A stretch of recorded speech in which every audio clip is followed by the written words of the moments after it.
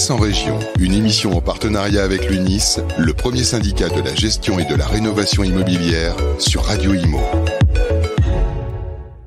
Bonjour et bienvenue à tous, bienvenue sur Radio Imo pour ce nouveau numéro de l'UNIS en région en partenariat avec GERCOP. Vous le savez, une fois par mois on se réunit pour aller découvrir une région, explorer son marché immobilier, aussi adresser des problématiques d'aujourd'hui sur ce qui se passe dans l'immobilier.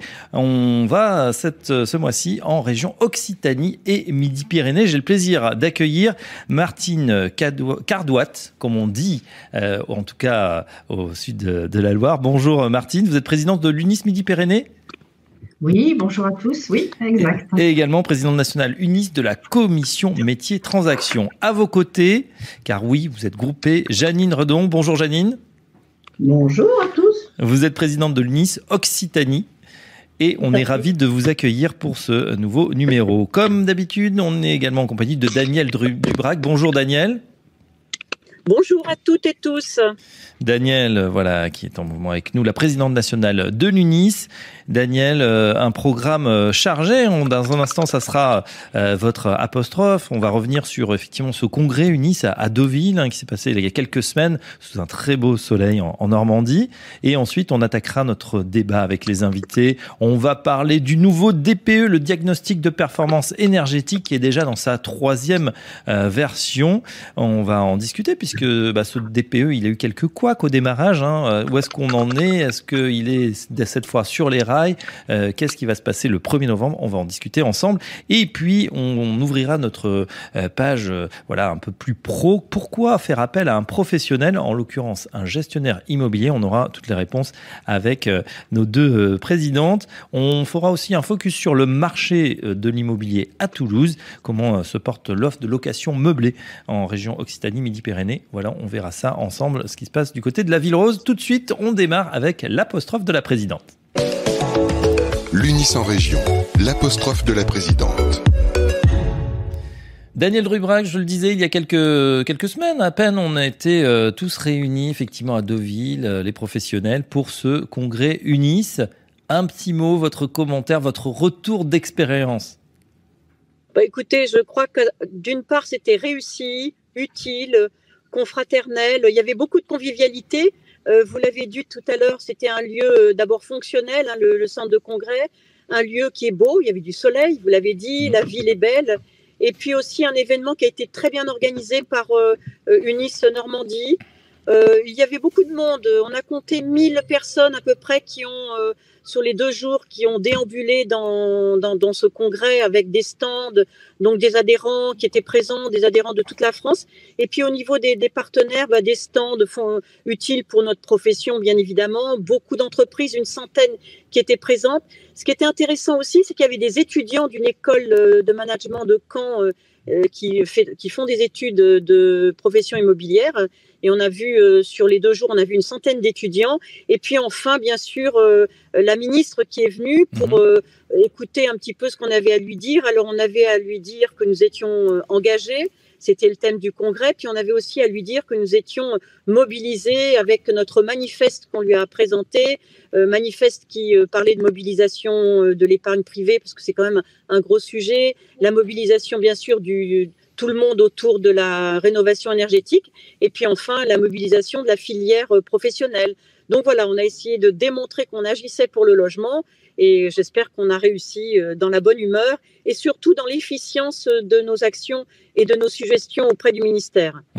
Est-ce que vous lui avez parlé de la maison individuelle ? Parce qu'il y a eu des débats là-dessus récemment. On lui a pas parlé de la maison individuelle, mais on lui a parlé de MaPrimeRénov', qui fonctionne bien pour les maisons individuelles. Mais on lui a parlé aussi habitat collectif, puisque 96% de l'offre collective en France est de l'offre privée, de bailleurs privés. Et puis sur les millions de logements, beaucoup sont des bailleurs privés, des petits bailleurs privés, petits au sens en quantité bien sûr, pas en qualité. On lui a donc parlé de la nécessité de faire quelque chose pour le logement. Et pourquoi est-ce qu'on lui a parlé de ça ? Parce que d'abord on est on est légitime à demander d'agir pour le logement. On trouve que dans le débat public, on n'en parlait pas beaucoup. Il y a les élections présidentielles en 2020, donc tout candidat serait intéressé par le sujet. Puis on avait fait un sondage et on avait demandé, est-ce que vous pensez que c'est un sujet pour le prochain quinquennat? Est-ce que c'est un sujet qui est dans les préoccupations majeures des ministères? Et 48% de nos adhérents qui avaient été sondés étaient inquiets, 33% assez pessimistes sur la prise en compte de ce sujet, avec simplement 19% optimistes. Donc voilà, on voulait que le logement prenne une part importante, au-delà de la santé et de l'environnement, bien sûr, dans le débat public à venir. Vous avez tout à fait raison, ces élections présidentielles dans 6 mois, et c'est vrai que pour l'instant, le logement, on peut le dire, est un petit peu le parent pauvre, on n'en parle pas beaucoup, alors qu'on sait très bien que c'est une dépense contrainte pour nos compatriotes, et que ça c'est directement relié au pouvoir d'achat, donc c'était bien de le souligner. Daniel, une dernière petite question, toujours en parlant des salons, on vous a vu également du côté d'un autre salon, celui-ci à Paris, du côté de la Porte de Versailles, le REINT, le salon de l'immobilier et de l'innovation. Là aussi, c'était un salon qui est assez détonnant dans le paysage, qui est intéressant pour voir justement ce qui se passe du côté de la PropTech, c'est-à-dire de ces entreprises qui mixent les innovations, le digital et l'immobilier.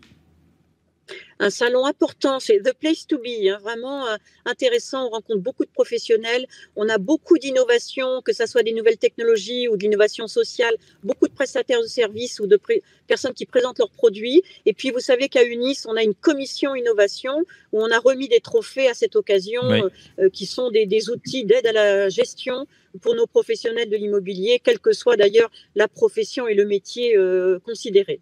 Voilà, et effectivement des startups qui ont été remerciées avec ces prix. Merci Daniel. Vous restez avec nous dans un instant. On ouvre notre débat avec sur cette région justement, Midi-Pyrénées et Occitanie. À tout de suite. L'UNIS en région, le débat. On est en compagnie de Martine Cardois, la présidente d'UNIS Midi-Pyrénées, présidente également nationale d'UNIS de la commission métiers transactions, et Jeanne Redon, présidente de l'UNIS Occitanie.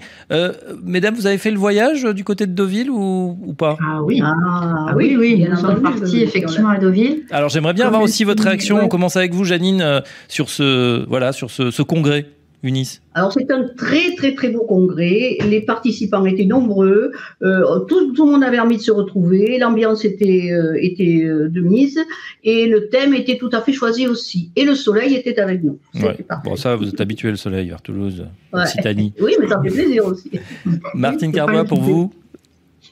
Deauville, c'était donc un congrès très chaleureux, très proche aussi de nos préoccupations du quotidien, avec des exposants très intéressants, divers et variés. Et donc, 2 jours, pour moi, en tout cas, très intenses et très enrichissants. Ouais, et puis c'est vrai que ça fait du bien aussi de sortir un peu de sa zone, d'aller voir les confrères en région. Deauville, et puis Deauville, c'est assez sympathique. Vous avez eu de la chance et il faisait beau. C'est une très jolie ville. Oui. Je vous propose d'ouvrir notre premier grand thème, c'est le DPE, le DPE, le diagnostic de performance énergétique. Il est rentré en vigueur le 1er juillet et patatran, on s'est aperçu que ce DPE, il sortait, alors peut-être pas en anomalie, comment dire, en tout cas il y avait de nombreux logements qui étaient classés F ou G, c'est-à-dire les pires notes qu'on peut avoir. Et attention, parce que ce DPE, il est devenu opposable, c'est-à-dire que il fait foi, il peut faire foi devant les tribunaux. Il pénalise aussi si vous êtes classé, si vous avez un mauvais classement, on peut imaginer que votre bien va se décoter. Il y a des chiffres, je crois que c'était de 6 000 à 8 000 euros si vous êtes mal coté. Donc il y a un impact assez important. Ce DPE va être revu. Quel est votre regard justement sur ce couac du DPE? Comment ça s'est concrétisé pour vous, pour votre activité? Alors justement, on travaille quand même main dans la main avec la FIDI qui nous a alertés, nous, à l'UNIS. On a remonté le sujet, Daniel Dubrac a remonté le sujet auprès des instances en appui avec la FIDI, et effectivement quelques couacs surtout sur la consommation, quelques classements aussi importants entre F et G, et donc tous ces éléments ont été remontés pour que effectivement on puisse avoir un petit rectificatif, et on a été entendu puisque on était en plein congrès quand il y a eu la publication le 14 octobre de la rectification de l'algorithme, tout simplement, qui permet d'avoir ces classements et la consommation énergétique réelle. Parce que c'est ça la vraie différence aujourd'hui. C'est avant, on prenait la méthode sur facture. Aujourd'hui, c'est au réel. Donc, au réel, ça veut dire qu'il faut qu'on puisse visiter le logement, qu'on puisse accéder à tout ce qui est les éléments techniques, qu'on puisse fournir des éléments factuels donc au diagnostiqueur pour sortir un diagnostic et une consommation qui soit réelle. Janine, votre sentiment sur ce qu'on appelle ces passoires thermiques, hein, c'est vrai que l'idée, c'est quand même de les rénover. On est à la course à l'efficience énergétique. Et là, c'est vrai que ce DPE, il a jeté un pavé dans la mare. Le DPE a effectivement jeté un pavé dans la mare et il est assez difficile d'expliquer à nos locataires, à nos propriétaires que bon, il va falloir recommencer là depuis le 1er juillet. On va devoir revoir tout ce qui a déjà été fait. On leur explique effectivement que ce sera pris en compte par les diagnostiqueurs, l'État va les indemniser, mais enfin il est quand même très très très difficile de faire comprendre la chose. Et pourtant, c'est pour leur bien, on va dire. C'est ça, c'est-à-dire qu'on a obtenu quand même des pouvoirs publics que les diagnostics dont les biens étaient classés F et G puissent être refaits suivant la méthode donc rectifiée là, depuis peu, et tout ça pris en charge par l'État pour ne pas pénaliser nos bailleurs, nos vendeurs qui ont joué le jeu depuis le 1er juillet en basculant sur la nouvelle version du DPE. Oui. L'algorithme, effectivement, va être revu. Ça rentrera en vigueur donc le 1er novembre.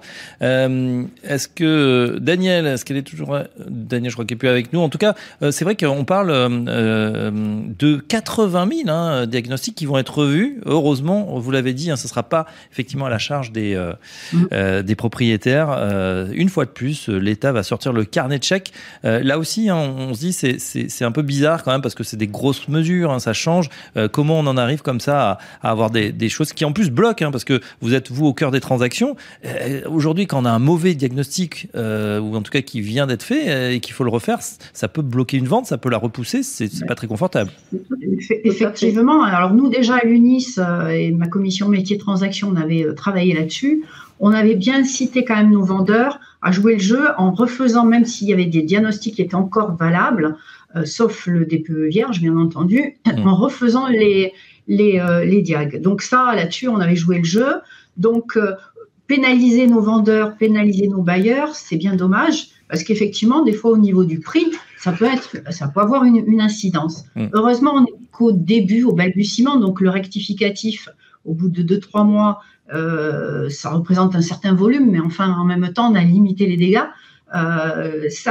Quand on remonte justement du terrain, de la base, les difficultés, que ce soit côté diagnostiqueur ou côté nous, agents immobiliers, par rapport à ces problématiques, ça permet quand même de pouvoir rectifier rapidement et puis surtout d'être entendu par les pouvoirs publics, c'est important aussi. Oui. Dans vos régions, justement, qu'est-ce que ça a eu comme conséquences, comme par exemple sur l'offre locative, ça a différé certains projets? Vous avez pu voir un impact ou pas vraiment? Aujourd'hui, il y a quand même effectivement du classement F et G, donc on a des loyers qui sont bloqués depuis le 1er juillet. On incite nos bailleurs à aller vers de la rénovation énergétique. C'est peut-être plus facile quand on est en individuel. Quand on est en copropriété, on dépend quand même des autres copropriétaires. Et en individuel, il faut avoir les moyens. Donc la rénovation énergétique, elle touche... Tout le monde. Et en même temps, c'est un vrai sujet de société. C'est aussi la valeur verte, le climat. Dire aux vendeurs, rectifier le tir, parce que si vous voulez vendre, ou à nos bailleurs, parce que comme ça, vous allez garder vos locataires, puisqu'ils sont quand même dans un confort. Et on part aussi là-dessus. Le logement, c'est avant tout un réel besoin de confort, que ça soit l'été ou l'hiver, puisque nous, vous parliez de soleil, même l'été, il faut aussi quand même avoir un logement qui soit agréable. Donc, c'est aussi aller améliorer son offre locative ou son offre de vente. Et au final, que ce soit le bailleur ou le vendeur, il s'y retrouvera, parce que s'il fait ses travaux, il aura une bonne étiquette. Et derrière, il y aura un bon rendement en location. Et au niveau de la vente, forcément, il s'y retrouvera au niveau du prix. Exactement. On en parle beaucoup, les gens sont informés quand même, les bailleurs, les locataires comme les propriétaires sont informés, on en parle beaucoup et effectivement c'est regardé, c'est plus regardé. Surtout à une époque où effectivement le coût de l'énergie est en train de flamber, on se dit le coût à l'achat c'est bien, mais c'est comme une voiture, il y a le prix d'achat et après les consommations. Attention là, ça peut s'envoler, il vaut mieux avoir un logement performant. Et justement le DPE chasse entre guillemets le chauffage au fioul, puisque l'électricité revient effectivement au niveau de la pollution un petit peu moindre. Donc après il peut y avoir des débats là-dessus, mais un des éléments quand même, c'est le chauffage au fioul qui aujourd'hui est quand même assez pénalisé qui est plus pollueur dans les classements. Ouais, attention donc si vous êtes propriétaire de chaudière au fioul, ça risque, vous risquez d'être dans le bas du classement malheureusement. Voilà. Et avec les dispositifs de rénovation, pourquoi pas en profiter pour pompe à chaleur, nouveaux dispositifs, l'électricité. Des solutions existent en tout cas, rien n'est perdu. Merci. Et justement, tiens, ça fait la transition pour notre deuxième sujet du jour. On va se poser la question ensemble, pourquoi faire appel à un professionnel, en l'occurrence un gestionnaire immobilier, lorsqu'on investit dans l'immobilier locatif? Alors on le sait, les Français sont de plus en plus nombreux à préparer aussi leur avenir, leur retraite. On investit dans l'immobilier. Voilà, l'idée, c'est toujours intéressant bien sûr d'investir dans la pierre, mais pourquoi faire appel à un professionnel plutôt que le faire finalement soi-même? Alors moi, je dirais tout d'abord, le professionnel a une connaissance du marché. Et c'est très important. Il est capable d'aller sur un site et de vous donner le prix d'un loyer, le prix d'une vente. C'est très important. Le professionnel est capable aussi de regarder la solvabilité, de faire la solvabilité du locataire. Vous connaissez où tout le monde connaît plus ou moins les lois qui sont appliquées là-dessus. Si on a un mauvais locataire, si c'est un investisseur qui a acheté un logement et qui trouve qu'il est un locataire qui ne paie pas, ça risque de poser problème. Le professionnel aussi a une connaissance de la réglementation très importante. Il fait des formations appuyées là-dessus. Et puis il faut dire aussi que le bailleur retrouve une certaine liberté. Il confie ses biens à un professionnel, donc il est content de recevoir son virement à la fin du mois et de ne pas avoir toute cette charge de travail que l'on ne voit pas, qui est tout à fait à côté, à savoir les augmentations de loyer, les rappels de charges, tout ce qu'on peut imaginer, tout ce qui va avec. Voilà. Janine, effectivement, vous avez tout à fait raison. Donc on l'a compris, il y a moins de temps passé et le temps c'est de l'argent. Mais alors justement, la question qui fâche, à combien ça chiffre exactement? Ça va être un pourcentage du loyer? Quelles sont les bonnes métriques qu'on pourrait dire? C'est alors, vous savez que les barèmes sont libres. Voilà. Donc il y en a qui pratiquent à partir de 4, 5 points jusqu'à 10 points. Ça va dépendre des prestations que l'on met en face. Voilà, et puis du produit aussi. Et du type de produit. Exactement. Et puis, il y a des annexes aussi qui sont un peu faites à la demande quand il y a des travaux. Quand on doit justement représenter le bailleur en assemblée pour pouvoir voter des travaux. Les expertises, beaucoup de choses. Donc, le montant ou le taux varie effectivement en fonction de la prestation. Et il ne faut pas oublier de leur dire que tous ces honoraires sont déductibles aussi de leur revenu foncier. C'est ça. Voilà. Alors expliquez-nous, parce que là vous allez très vite, c'est normal, c'est votre domaine.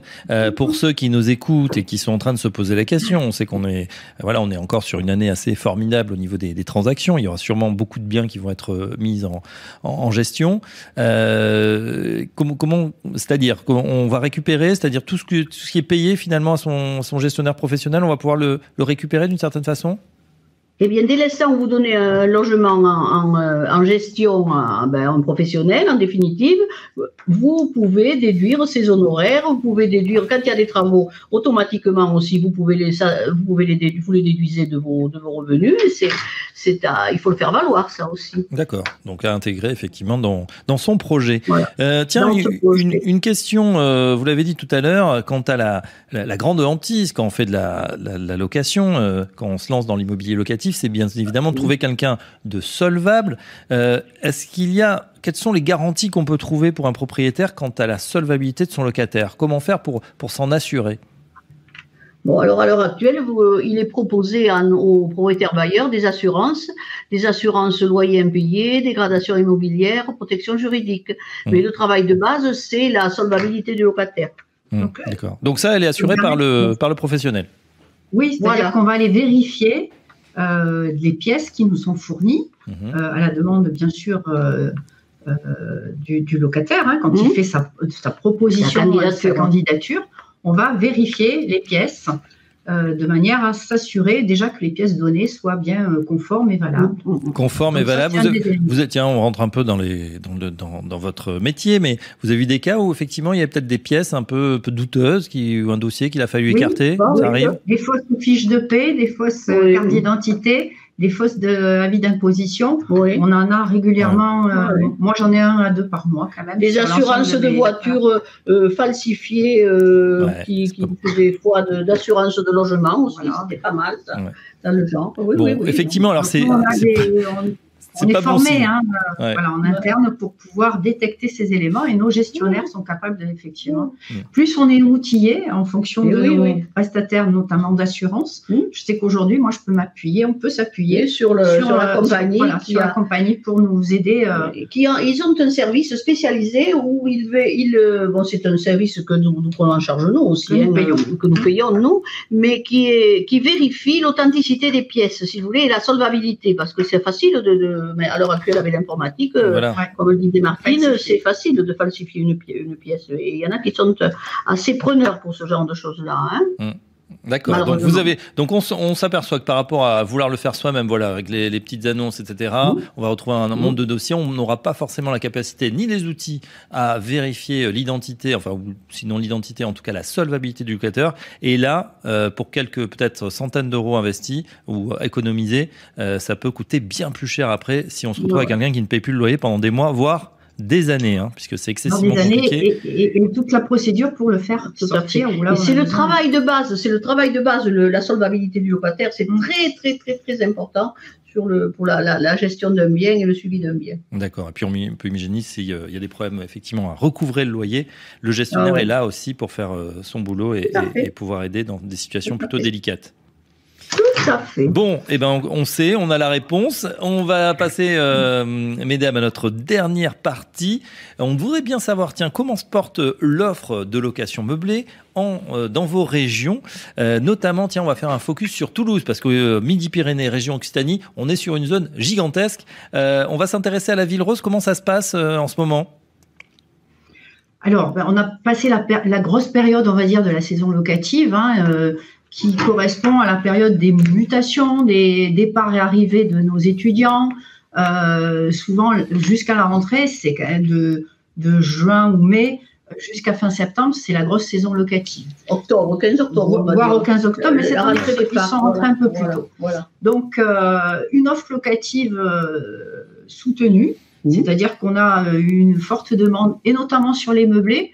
Pour quelle raison ? Parce que quand vous êtes étudiant, vous partez souvent d'abord sur un meublé, c'est plus facile, surtout si vous ne savez pas si vous allez rester une année entière, voire sur les années suivantes. Et ensuite, comme on est quand même sur une métropole où au niveau économie, ça bouge bien, les premiers contrats de travail aussi, le jeune ou la jeune personne qui vient de décrocher un contrat de travail part d'abord sur un meublé, le temps de confirmer son contrat, que ça soit en période d'essai ou en CDI. Et donc, du coup, l'offre meublée est quand même très prisée, très demandée. C'est un des conseils que l'on donne aussi à certains de nos bailleurs.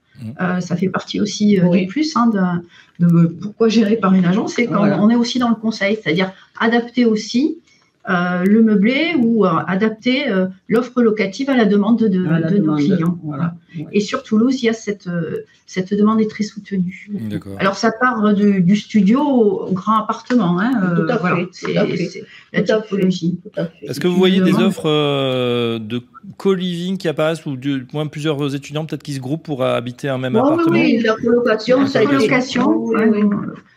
Depuis plusieurs années. Alors, il y a le côté vivre ensemble qui peut être mis en avant, mais aussi c'est un partage aussi au niveau pécunier, financier, économique. Alors on aime bien nous avoir les vrais chiffres, puisque les partager. Tiens, un studio centre-ville de Toulouse, c'est combien en ce moment pour la location? 550. Si on le meuble, on va monter à 650. 620, 650 meubles. Voilà. Okay. C'est-à-dire qu'effectivement, on est entre 10 à 15% de plus quand on va meubler son logement. Donc ça vaut le coup. Et la garantie, souvent que le locataire reste plus longtemps. Plus longtemps aussi, ça se peut. Ils peuvent partir plus rapidement, mais on constate que les locataires qui sont meublés, mais bien meublés, c'est pas avec les meubles de grand-mère comme on faisait avant. Voilà. C'est important à dire. C'est très important aussi. Aujourd'hui, il faut une offre aussi attractive avec des meubles, du confort et puis un relooking sympa. C'est l'effet waouh quand on rentre, on a envie de poser ses valises, prêt à vivre, finalement, ou prêt à étudier. Ça peut être effectivement. C'est un confort pour les parents aussi. C'est un confort pour les parents parce que quand il faut déménager le lit, la table, le chaise, le frigo, je sais pas quoi, les jeunes étudiants. Voilà, c'est un confort pour les parents aussi. Quand ils arrivent de l'extérieur, parce qu'on a beaucoup ici en Midi-Pyrénées, c'est vrai, on a tous les départements limitrophes qui viennent à côté fac et tout ça. Non, mais on sait que vous êtes dans Toulouse est toujours de tout temps une ville étudiante, très très dynamique, et puis jeunes actifs. Je crois qu'on est dans le classement premier ou deuxième encore cette année. Oui. Pour les investisseurs, qui voudraient faire l'acquisition, pareil, on se dit un loyer à 550, 650. C'est combien les prix là pour un studio, pareil, centre-ville, Toulouse? Alors, pour un studio, en fonction de l'endroit, parce que plus on est proche du cœur, c'est-à-dire plus proche du Capitole, et les prix sont bien montés, autour des 6 000 € le mètre carré.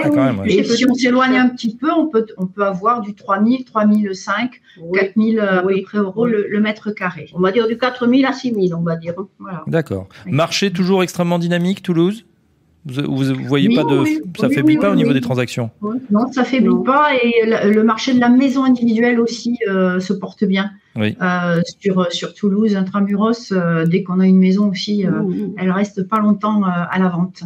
Bien sûr. Et la première couronne aussi, Et toute la première couronne. Et l'instant où il y a des transports en commun. Et les quelle zone citez-nous les zones là, pour ceux qui connaissent un petit peu. Les premières couronnes, c'est quoi sur Toulouse? Quelle ville? Alors, première couronne, on va voir Balma, Saint-Jean, Saint-Jean-les-Mines, Ramonville, Castanet, La Croix, toutes ces périodes, Tournefeuille aussi, voilà. Blagnac, n'en parlons pas. Blagnac, oui, mais c'est la première couronne. D'accord, donc il y a encore des affaires à faire pour les investisseurs, pour essayer de compléter. L'investisseur qui veut, c'est avoir un locataire en rendement et acheter à un prix de marché. Donc aujourd'hui, les prix restent encore abordables pour une métropole comme la nôtre, par rapport à d'autres. Les taux d'intérêt sont quand même assez bas. Donc l'investissement il faut trouver un bel emplacement. Par contre, les critères, c'est un bel emplacement, des charges raisonnées, et dans un environnement agréable, c'est important aussi. Bon, pour tout projet, on a bien compris, de toute façon, on va voir son professionnel UNIS, qui saura évidemment vous indiquer quel est le meilleur projet pour vos finances et votre besoin, et ceci, on l'a compris, en toute sécurité. Écoutez, un grand merci pour ce tour de Toulouse. Ça aurait été évidemment rapide, mais en tout cas, on a les chiffres, on a quelques éléments, on a eu pas mal d'informations. Un grand merci à nos deux invités, Martine Cardouat, je rappelle que vous êtes présidente de l'UNIS Midi-Pyrénées. Et puis, merci également à Janine Redon, présidente de l'UNIS Occitanie. On fera peut-être la prochaine fois, on fera un autre focus, parce que c'est vrai que la zone est très, très vaste, effectivement. Il y a de quoi dire. Merci à vous. On arrive au terme de cette UNIS en région. On aura plaisir à vous retrouver dès le mois prochain pour un nouveau numéro en direct. À très bientôt. L'UNIS en région, une émission à réécouter et télécharger sur le site et l'appli radio.imo et sur toutes les plateformes de streaming.